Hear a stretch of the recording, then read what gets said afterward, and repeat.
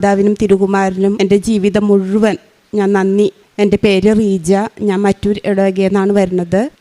ഞാൻ 2019 ഡിസംബറിലാണ് ആദ്യമായിട്ട് ഉടമ്പടി എടുത്തത്. പലതവണ സാക്ഷ്യം പറയാനായിട്ട് ഞാൻ വരികയും പറയുകയൊക്കെ ചെയ്യുമെങ്കിലും എനിക്ക് എൻ്റെ സാക്ഷ്യം ഭൗതികമായിട്ടുള്ള നേട്ടങ്ങളെ കുറിച്ചിട്ട് അത് പോരാത്തതുകൊണ്ട് എനിക്ക് പറയാനുള്ള അവസരം കിട്ടാറില്ല. ഞാൻ എന്നും പ്രാർത്ഥിക്കുമായിരുന്നു, അമ്മ എനിക്ക് ഇവിടെ വന്ന് സാക്ഷ്യം പറയാൻ എന്നെ അനുഗ്രഹിക്കണേ എന്ന്. അപ്പോൾ ഇത്തവണ ഞാൻ ഈ സെപ്റ്റംബറിൽ ഞാൻ മാതാവിൻ്റെ പിറവിയോടനുബന്ധിച്ച് ഞാൻ നോയമ്പെടുത്ത് പ്രാർത്ഥിച്ചു. അച്ഛൻ എപ്പോഴും പറയാറുള്ള പോലെ അമ്മയുടെ പ്രത്യക്ഷീകരണത്തിൻ്റെ സാക്ഷിയായിട്ട് എന്നെ ഉയർത്തണമേ എന്ന് പ്രാർത്ഥിച്ചുകൊണ്ട് തന്നെ എനിക്ക് ഇപ്രാവശ്യം ഇവിടെ വന്ന് സാക്ഷ്യം പറയാനുള്ള അനുഗ്രഹം അമ്മ എനിക്ക് തിരുകുമാരിൽ നിന്ന് വാങ്ങി തന്നു. ആത്മീയമായിട്ടുള്ള വളർച്ചയാണ് എനിക്ക് കൂടുതൽ പറയാനുള്ളത്. ആത്മീയമായിട്ടുള്ള വളർച്ചയാണ്. എനിക്ക് ഭൗതികമായിട്ട് ഒരുപാട് എൻ്റെ ഓരോ നിമിഷവും അമ്മയാണ് എന്നെ കൈപ്പിടിച്ച് നടത്തുന്നത്. വലിയൊരു അത്ഭുതമാണ്. ഞാൻ 70 കിലോമീറ്റർ അങ്ങോട്ടും തിരിച്ച് 70 കിലോമീറ്റർ ഇങ്ങോട്ടും യാത്ര ചെയ്തിട്ടാണ് ഓരോ ദിവസവും ഞാൻ ജോലിക്ക് പോയിക്കൊണ്ടിരിക്കുന്നത്. അതിൻ്റെ ഇടയിൽ എനിക്ക് 5:30 കുർബാനയ്ക്ക് പോകാനും എപ്പോഴൊക്കെയോ എനിക്ക് മനസ്സിൽ ഔദ്യോഗികമായിട്ടുള്ള ജോലി സംബന്ധമായിട്ട് കുറച്ച് ടെൻഷനുകളൊക്കെ വരുന്ന സമയത്ത് കുറച്ച് ന്യായം പറയുന്ന ഒരു സ്വഭാവം ഉള്ളിലുള്ളത് കൊണ്ട്, പുറത്ത് പറയില്ല പക്ഷെ മനസ്സിൻ്റെ ഉള്ളിൽ ന്യായം പറയുന്ന സ്വഭാവം ഉള്ളതുകൊണ്ട് എപ്പോഴും ഒരു സംഘർഷമൊക്കെ വരും. ആ സമയത്തൊക്കെ എപ്പോൾ എൻ്റെ മനസ്സ് പതറിയോ അപ്പോഴൊക്കെ കുമ്പസാരിക്കാനും വിശുദ്ധ കുർബാന സ്വീകരിക്കാനും അമ്മ എനിക്ക് അനുഗ്രഹം തരുന്നുണ്ട്. അമ്മയുടെ കൈ പിടിച്ചാണ് ഞാൻ നടക്കുന്നത്. എപ്പോഴും അമ്മ, ഞാൻ കണ്ണടച്ചാൽ മനസ്സിലെന്തെങ്കിലും സങ്കടം വന്നാൽ അപ്പോൾ ഞാൻ ഒരു കഴുതയായിട്ട് നടക്കുന്നതും എൻ്റെ മുകളിൽ പ്രകാശരൂപിയായിട്ട് എൻ്റെ കർത്താവ് ഇരിക്കുന്നതും എൻ്റെ അമ്മ എൻ്റെ കഴുത്തിലുള്ള കയറ് അമ്മ പിടിച്ച് എൻ്റെ സമീപത്ത് അമ്മ നടക്കുന്നതും ഞാൻ എൻ്റെ മനസ്സിൽ കാണുകയാണ്. എനിക്കെപ്പോഴും ആ ഒരു കാഴ്ചയിൽ ജീവിക്കാൻ സാധിക്കണേ എന്നാണ് ഞാൻ എപ്പോഴും കണ്ടടച്ചാൽ എനിക്ക് ആ ഒരു രൂപം, എൻ്റെ കർത്താവിൻ്റെ രൂപം, എൻ്റെ അമ്മയുടെ രൂപം എൻ്റെ മനസ്സിൽ തെളിയട്ടെ എന്നാണ് ഞാൻ പ്രാർത്ഥിച്ചുകൊണ്ടിരിക്കുന്നത്. എൻ്റെ മകൾക്ക് ഈ അടുത്ത് അവൾ MBBS സെക്കൻഡ് ഇയർ പഠിക്കുകയായിരുന്നു. യൂണിവേഴ്സിറ്റി എക്സാം ആയിരുന്നേ. അപ്പോൾ ആ സമയത്ത് പെട്ടെന്ന് കണ്ണിലൊരു ഇൻഫെക്ഷൻ വന്നു. അവൾ ഹോസ്റ്റലിലായിരുന്നു. അമ്മയെ ചെറുതായിട്ടൊരു ഇൻഫെക്ഷൻ ഉണ്ട്. അപ്പോൾ 1-2 തവണ ആൻറ്റിബയോട്ടിക്സൊക്കെ കഴിച്ചു. ഒരു തവണ ആൻറ്റിബയോട്ടിക്സ് കഴിച്ചു, കുഴപ്പമൊന്നും ഭേദം മാറിയ പോലെയായിരുന്നു. പക്ഷെ പെട്ടെന്ന് ഒരു ദിവസം അവൾ വിളിച്ചിട്ട് പറഞ്ഞു, അമ്മ ഇങ്ങനെ കണ്ണിൽ കുറച്ച് പുലർച്ചെ വിളിച്ചിട്ട് പറഞ്ഞു നീര് കൂടുന്നുണ്ടെന്ന്. അപ്പോൾ അത് കേട്ട് ഞാൻ അവളുടെ ഹോസ്റ്റലിലേക്ക് പോയി. അവിടെ തന്നെ കോളേജിൽ തന്നെ ഡോക്ടേഴ്സിനെ കണ്ടു, അഡ്മിറ്റാക്കി. കണ്ണ് അടഞ്ഞു പോയി, പൂർണ്ണമായിട്ടൊരു കണ്ണ് അടഞ്ഞു പോയി. കുറച്ച് ദിവസം കഴിഞ്ഞ് അവൾക്ക് യൂണിവേഴ്സിറ്റി എക്സാമാണ്. കണ്ണ് അടഞ്ഞു പോയി. അവിടെ അഡ്മിറ്റാക്കിയ സമയത്ത് ഞാൻ വിശുദ്ധ തൈലം വെച്ച് പ്രാർത്ഥിക്കുന്നുണ്ട്. അഡ്മിറ്റാക്കി പിറ്റേ ദിവസം ഞാൻ ഇവളുടെ അടഞ്ഞിരിക്കുന്ന കണ്ണ്, ഇമ പോലും വെട്ടാതിരിക്കുന്ന കണ്ണ് നോക്കിയിട്ട് ഞാൻ അമ്മയോട് പറഞ്ഞു, അമ്മേ എങ്ങനെയാണെന്നറിയില്ല, നാളെ അവളെ ഒന്ന് ഡിസ്ചാർജ് ആക്കി തായോ, അവൾക്ക് പരീക്ഷയുണ്ട്, എനിക്കും ജോലിയുണ്ട്. അങ്ങനെ നമ്മുടെ പ്രാരാബ്ധങ്ങളാണ് എണ്ണി പറക്കിക്കൊണ്ടിരിക്കുന്നത്. പക്ഷേ എന്നിരുന്നാലും ഞാൻ അമ്മയോട് പറഞ്ഞു, അമ്മേ ആ അവളെ ഒന്ന് ഡിസ്ചാർജ് ആക്കി തായോ പറഞ്ഞു. ഞാൻ എന്തിനാ അങ്ങനെ പറഞ്ഞതെന്ന് എനിക്കറിയില്ല. കാരണം അതുമാതിരി അടഞ്ഞിരിക്കുന്ന ഒരു കണ്ണ് നോക്കിയാണ് ഞാൻ പറയണത്. ഇൻഫെക്ഷനാണ്. ഡോക്ടേഴ്സ് പറഞ്ഞു കുറച്ച് ദിവസം ആൻറ്റിബയോട്ടിക്സ് എടുക്കണം, ഇവിടെ അഡ്മിറ്റ് ആവണം എന്നൊക്കെ പറഞ്ഞതാണ്. എന്നിരുന്നാലും ഞാൻ അങ്ങനെ പറഞ്ഞു പോവുകയാണ്. ആ സമയത്ത് പിറ്റേ ദിവസം പതുക്കെ നേരം വെളുത്ത് നോക്കുമ്പോൾ പതുക്കെ അവളുടെ ഇമ തുറക്കുകയും ഉച്ചയാകുമ്പോഴത്തേക്കും ഡോക്ടേഴ്സ് പറഞ്ഞു ഇനി പോയിരുന്ന് പഠിച്ചോളൂ, ഡിസ്ചാർജ് ആക്കി തരികയും ചെയ്തു. മഹാത്ഭുതം എന്നല്ലാതെ വേറൊന്നും പറയാനില്ല. അത്രമാത്രം ഞങ്ങൾ ടെൻഷൻ അടിച്ചു. അടഞ്ഞ കണ്ണ് വിടരുമോ എന്ന് പോലും ഞാൻ സംശയിച്ചിരുന്ന കണ്ണാണ്. പിറ്റേ ദിവസം ഉച്ചയാകുമ്പോഴത്തേക്കും അവൾ ഉഷാറായി. അന്ന് തന്നെ അവളെ ഡിസ്ചാർജായി പോകാനായിട്ട് സാധിച്ചു. അമ്മയുടെ അനുഗ്രഹമാണ്. ഞാനിവിടെ ആദ്യം ഉടമ്പടി എടുത്തത് 19 അതിനുശേഷം ഞങ്ങൾ തറവാട്ടിൽ താമസിക്കുന്ന ആളുകളാണ്. അപ്പോൾ കുറച്ച് കഴിഞ്ഞപ്പോൾ വീടൊക്കെ പഴയതായി, ഒന്ന് പുതുക്കണം എന്നൊക്കെ ഉണ്ടായിരുന്നു. പക്ഷേ എന്തുകൊണ്ടോ അങ്ങനെയുള്ളൊരു ചിന്തയിലേക്കൊന്നും ഞങ്ങളുടെ കുടുംബം വന്നില്ല. പുതുക്കണം എന്ന് ആഗ്രഹം ഉണ്ടെങ്കിലും ഒന്നും നടന്നിരുന്നില്ല. പക്ഷെ പെട്ടെന്ന് ഞാനിവിടെ ഒന്ന് ഉടമ്പടി എടുത്തു. ഉടമ്പടി വളരെ അത്ര വലിയ തീഷ്ണതയോടുകൂടിയൊന്നുമല്ല ആദ്യം എടുത്തത്. ഇവിടെ വന്നു അതിനുശേഷം ആദ്യം എടുത്തു, പിന്നെ ഞാൻ തീഷ്ണതയോട് കൂടിയിട്ട് തന്നെ പ്രാർത്ഥിക്കാനായിട്ട് തുടങ്ങി. അപ്പോൾ എനിക്ക് ഇവിടുത്തെ അച്ഛൻ്റെ പ്രസംഗങ്ങളും അന്നൊക്കെ എപ്പോഴും വരും. ഇവിടെ ദിവസം മാസത്തിൽ വന്ന് ഇവിടെ ആരാധനയിലൊക്കെ പങ്കെടുക്കുമായിരുന്നു. പിന്നെ കോവിഡിന് ശേഷമാണ് അത് മാറിയത്. അപ്പോൾ ഇവിടെ വന്ന് പ്രാർത്ഥിക്കുക. അപ്പോൾ അച്ഛൻ്റെ പ്രസംഗങ്ങളൊക്കെ കേൾക്കുമായിരുന്നു, ധ്യാനങ്ങളൊക്കെ കൂടുമായിരുന്നു.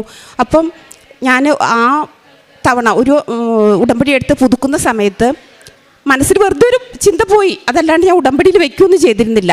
പക്ഷേ 1.5 വർഷം കൊണ്ട് ഞങ്ങൾക്ക് വീട് മനോഹരമായിട്ടൊരു ഭവനം പൂർത്തീകരിച്ച് താമസിക്കാനുള്ള സാഹചര്യം ഉണ്ടായി.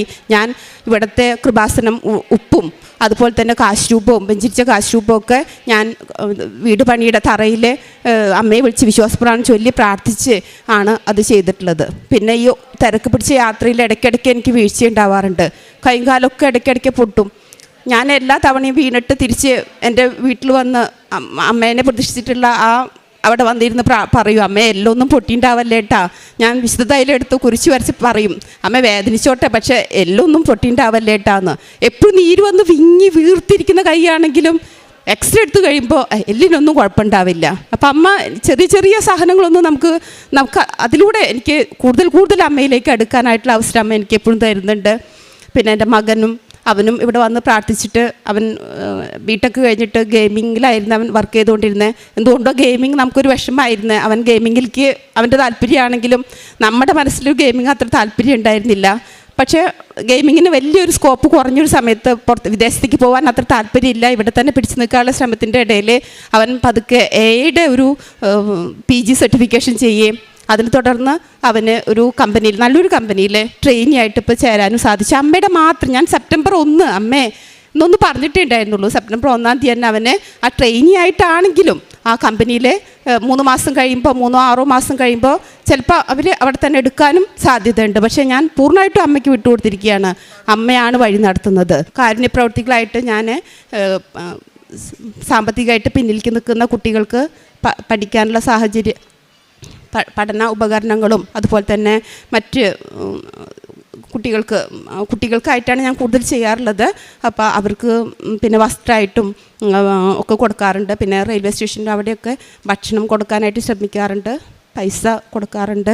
പത്രം ഞാൻ ഇവിടുന്ന് വരുമ്പോഴൊക്കെ ഞാൻ പത്രം വാങ്ങാറുണ്ട്. 3 കെട്ടും ഒക്കെ വാങ്ങി കൊണ്ടുപോകാറുണ്ട്. വാങ്ങുമ്പോൾ അത് ഞാൻ അധികവും പള്ളിയിൽ കൊടുക്കാൻ എനിക്കൊരു ചമ്മലായിരുന്നു. അതുകൊണ്ട് ഞാൻ ആദ്യം പള്ളിയിൽ കൊടുക്കാൻ മടിയായിട്ട് ഞാൻ അവിടെ ഇവിടെയൊക്കെ കൊടുക്കാറ്. അത് റെയിൽവേ സ്റ്റേഷനിലും ബസ് സ്റ്റാൻഡിലൊക്കെയാണ് കൊടുക്കാറ്. ഞാനത് കുറച്ച് പത്രം പള്ളിയിൽ ധാരാളമുണ്ട്, എല്ലാവരും അവിടെ വന്ന് പ്രാർത്ഥിക്കുന്നുണ്ട്, അവിടെ പത്രം ഉണ്ടെങ്കിലും ഞാൻ എൻ്റെ നാണക്കേട്, ഞാൻ അമ്മയുടെ മുമ്പിൽ ഞാൻ പോണ ആളാണ് എന്ന് പറഞ്ഞുകൊണ്ട് തന്നെ ഞാൻ പള്ളിയിലും കുറച്ച് പത്രം പള്ളിയിലും കൊടുക്കാൻ ശ്രമിക്കാറുണ്ട്. പിന്നെ ഞാൻ അധികവും ഞാൻ ഇങ്ങനെ യാത്രയിൽ റെയിൽവേ സ്റ്റേഷനിലും അതുപോലെ തന്നെ യാത്രക്കാരായിട്ട് കാണുന്ന ആളുകൾക്കുമാണ് അധികമായിട്ട് കൊടുക്കാറുള്ളത്. അതിനൊക്കെയുള്ള അങ്ങനെയൊക്കെ ജീവിക്കാനും മാതാവിൻ്റെ കൂടെ നടക്കാനും ഒക്കെയുള്ള അനുഗ്രഹം അമ്മ എനിക്ക് ഈ കൃപാസന മാതാവിൻ്റെ അനുഗ്രഹം കൊണ്ട് ആണ് എനിക്ക് സാധിക്കുന്നതെന്ന് എനിക്കറിയാം. ഓരോ നിമിഷവും എൻ്റെ ഓരോ ശ്വാസവും എൻ്റെ അമ്മയുടേതാണ്. മാതാവിനും ഉണ്ണീശോയ്ക്കും 1000 നന്ദി. ജെറമിയ 32:40 ഞാൻ അവരുമായി ശാശ്വതമായ ഒരു ഉടമ്പടി ഉണ്ടാക്കും. അവർക്ക് നന്മ ചെയ്യുന്നതിൽ നിന്ന് ഞാൻ പിന്തിരിയുകയില്ല. അവർ എന്നിൽ നിന്ന് പിന്തിരിയാതിരിക്കാൻ എന്നോടുള്ള ഭക്തി ഞാൻ അവരുടെ ഹൃദയത്തിൽ നിക്ഷേപിക്കും. റീജ എന്ന ഈ സഹോദരി തൻ്റെ ഉടമ്പടി ജീവിതാനുഭവ സാക്ഷ്യങ്ങളാണ് പരിശുദ്ധമ്മയുടെ തിരുനടയിൽ പങ്കുവച്ചത്. ഉടമ്പടി എടുത്ത് 12 തവണ ഉടമ്പടി പുതുക്കിയ സഹോദരിയാണ്. സ്ഥിരതയോടുകൂടി അമ്മയുടെ സന്നിധിയിൽ തൻ്റെ ജീവിതത്തെ ചേർത്ത് വയ്ക്കുകയും അമ്മ മാതാവിലൂടെ ലഭിക്കുന്ന നന്മകളെ സന്തോഷത്തോടെ ജീവിതത്തിൽ മുന്നോട്ട് നയിക്കുകയും ചെയ്യുന്ന സഹോദരിയാണ്. സഹോദരിയുടെ വാക്കുകളിൽ നമ്മൾ കേട്ടു, ഒരു ദിവസം 140 കിലോമീറ്റർ വൺ സൈഡ് 70 കിലോമീറ്റർ വീതം സഞ്ചരിച്ച് ജോലിക്ക് പോകുന്ന ഒരു സഹോദരിയാണ്.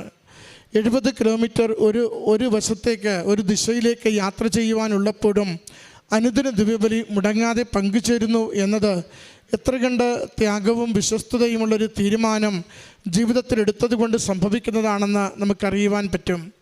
ഉടമ്പടി ജീവിതം നമ്മളെ എപ്പോഴും സാധാരണ കാര്യങ്ങൾ അസാധാരണ സ്നേഹത്തോടു കൂടി ചെയ്യുവാൻ പ്രാപ്തരാക്കുകയാണ്. അനുദിന ദിവ്യബലി നമ്മുടെ ദൈവപുര പ്രസാദം നമ്മുടെ ജീവിതത്തിൽ നിലനിർത്തുന്ന വളരെ ശ്രേഷ്ഠമായ കുദാശയാണെന്ന് നമുക്കറിയാം. ഓരോ ബലിയർപ്പണത്തിലും ഈശോയോട് ചേർന്ന് അവൻ്റെ പരസ്യ ജനനം മുതൽ അവൻ്റെ സ്വർഗാരോഹണം വരെയുള്ള എല്ലാ മേഖലകളിലേക്കും സ്മരിച്ചുകൊണ്ടാണ് നമ്മൾ കടന്നു പോവുക. അവൻ്റെ രക്തത്താൽ കഴുകി ശുദ്ധീകരിക്കപ്പെടുന്നു.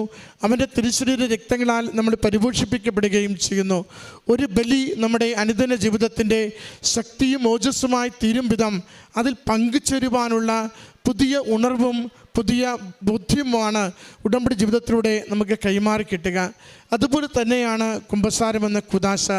നമ്മൾ ഓരോരുത്തരും അത് ഏറ്റവും അടുത്ത നാളുകളിൽ സ്വീകരിക്കേണ്ട കുദാശയാണ്. പലപ്പോഴും നമ്മുടെ അലസത കൊണ്ട്, പാപബോധമില്ലായ്മ കൊണ്ട്, മാറ്റിവെക്കുന്നത് കൊണ്ട് 1 വർഷമോ 2 വർഷമോ 6 മാസമോ ഒക്കെ ദൈർഘ്യപ്പെട്ടു പോകുന്ന ആ ഒരു കുദാശയോടുള്ള വിശ്വസ്തതയുള്ള സ്നേഹം അത് നമുക്ക് മടക്കിക്കൊണ്ടുവരുവാനാണ് 2 ആഴ്ചയിലൊരിക്കൽ കുമ്പസാരിക്കണമെന്ന് ഉടമ്പടിയിൽ നമ്മളോട് ആവശ്യപ്പെടുന്നത്. നമുക്കറിയാം, ഒരു ദിവസം തന്നെ നമ്മുടെ വാക്കുകൊണ്ട്, വികാരം കൊണ്ട് എത്രയേറെ വീഴ്ചകളിലൂടെ നമ്മൾ കടന്നു പോകുന്നവരാണെന്ന്. ആ വീഴ്ചകൾ നമ്മുടെ ജീവിതത്തിൽ ഉള്ളപ്പോഴും നമ്മൾ വീണ്ടും നമ്മൾ പാപാവസ്ഥയിൽ തന്നെ നമ്മുടെ ജീവിതത്തെ നമ്മൾ മുന്നോട്ട് നയിക്കുന്നവരുമാണ്.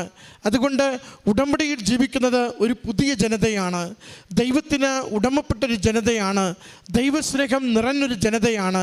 അതുകൊണ്ടാണ് ഉടമ്പടി ജീവിതത്തിൽ അതിൻ്റെ ജീവിതത്തെ നിരന്തരം പരിശുദ്ധാത്മ ചൈതന്യത്താൽ നിറയുന്നതിന് വേണ്ടി അമ്മ മാതാവും ഈശോയും സംസാരിക്കുന്നത് നമുക്ക് ശ്രവിക്കുവാൻ പറ്റുന്നതിന് വേണ്ടി നമ്മുടെ ആത്മാവിനെ എപ്പോഴും വിശുദ്ധിയിൽ നിലനിർത്തുന്നതിന് കുമ്പസാരം എന്ന കുദാശ ഉടമ്പടി ജീവിതത്തിൻ്റെ ഏറ്റവും പ്രധാനപ്പെട്ട ഒരു അവിഭാജ്യ ഘടകമായി ചേർത്തിരിക്കുന്നത്.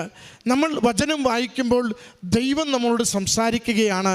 നമുക്ക് ചിലരെങ്കിലും ഉടമ്പടി എടുത്തിട്ട് കരുതാറുണ്ട്, അരമണിക്കൂർ വചനപാരായണം എന്ന് പറയുന്നത് ആദ്യം മുതൽ അവസാനം വരെ ഇത്ര തവണ ഞാൻ ബൈബിൾ വായിച്ചു എന്ന് പറയുന്നതിന് വേണ്ടിയാണെന്ന്.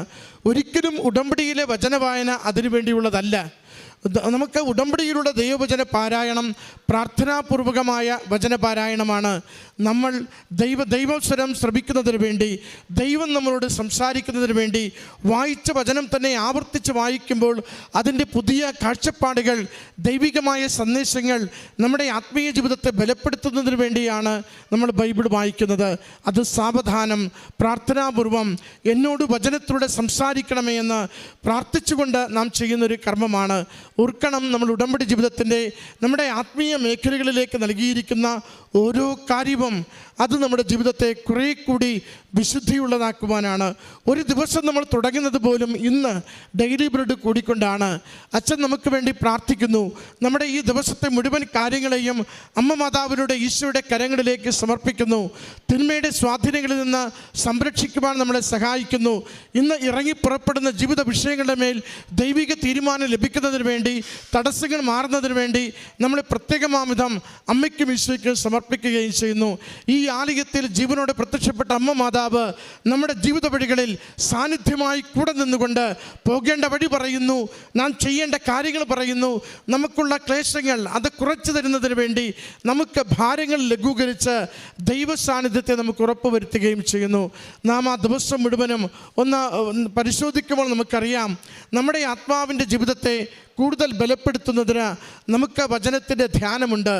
നമുക്ക് സാക്ഷ്യങ്ങൾ ഓരോ ദിവസവും ദൈവനാമത്തെ മഹത്വപ്പെടുത്തിക്കൊണ്ട് സാധാരണ ജീവിതത്തിൽ ദൈവം എങ്ങനെ ഇടപെട്ടുവെന്ന് മക്കൾ ഈ അൾത്താരയിൽ സാക്ഷ്യപ്പെടുത്തുന്നുണ്ട്. 10ഓളം സാക്ഷ്യങ്ങൾ എല്ലാ ദിവസവും നമുക്ക് കേൾക്കുവാനായിട്ടുണ്ട്. നമ്മുടെ സാധാരണ ജീവിതത്തെ എങ്ങനെ ദൈവികമായി ബലപ്പെടുത്താം, ആത്മീയ ഉണർവോടുകൂടി ഓരോ ദിവസവും നയിക്കാം, നമ്മൾ നിരാശപ്പെടാതെ പ്രത്യാശയോടുകൂടി എങ്ങനെ പ്രാർത്ഥിക്കാമെന്ന് ഓരോ ഉടമ്പടി ജീവിതത്തിലും നമുക്ക് നൽകുന്ന അടയാളങ്ങളാണ് സാക്ഷ്യങ്ങൾ. പ്രിയമുള്ളവരെ, ഈ സഹോദരി ഈ അൾത്താരയിൽ പങ്കുവെച്ചത് ഈ 12 തവണ ഉടമ്പടി പുതുക്കുമ്പോഴും എൻ്റെ ജീവിതത്തിൽ ദൈവിക സംരക്ഷണയിലേക്ക് സമർപ്പിക്കുകയാണ്. അതുകൊണ്ട് ഏതെങ്കിലും 1-2 കാര്യം നേടുവാൻ വേണ്ടി ഓടിവന്നെടുത്ത് പെട്ടെന്ന് മടക്കേണ്ടതല്ല ഉടമ്പടി എന്ന് ഈ വാക്കുകളിൽ നമ്മൾ മനസ്സിലാക്കുന്നുണ്ട്.